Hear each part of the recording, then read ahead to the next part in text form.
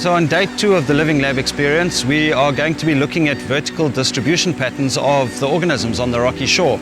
So yesterday the students looked at the biodiversity, and building on that, we're now looking at why the organisms are positioned where they should be positioned or where they are positioned.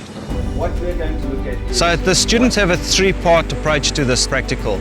The first thing they have to do is draw a vertical profile. So what we've given them is 2 poles, graded poles, which have been marked in centimeters, and some string and a rope level.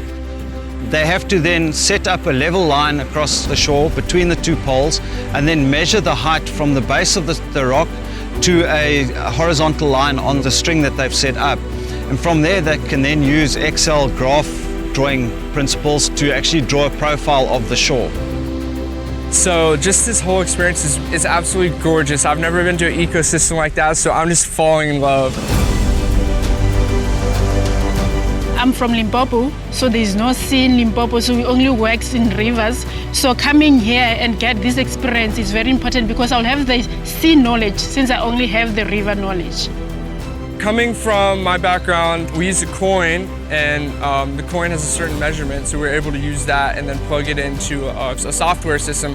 So it kind of does it for you, but here they were teaching us a lot about how we can do it without using a computer and just based on vision, and it makes for great science and work. So for me as an upcoming scientist, this is helping me a lot to be able to go out and do these certain activities on my own when I'm required.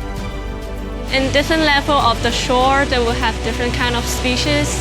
Like in the lower shore, there's more of the gastropods, yeah.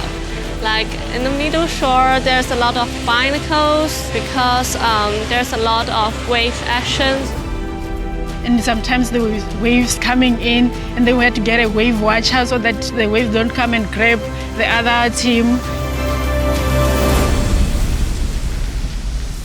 So the Living Lab is very important because isn't that sometimes when you are busy checking these organisms, you need to see the movement, the way they live, where are they adapting, their adaptation. So you can't do that in a lab that is in the office. So you need to come to see them in their living environment. So what we did is we marked the quadrant, and then we're going to estimate about 80% of this quadrant is covered with live animals.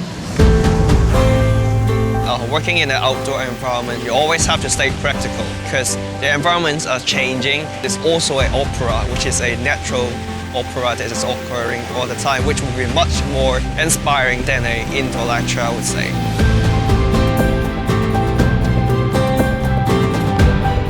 It's kind of a very well experience for us because that in Hong Kong there's a lot of buildings.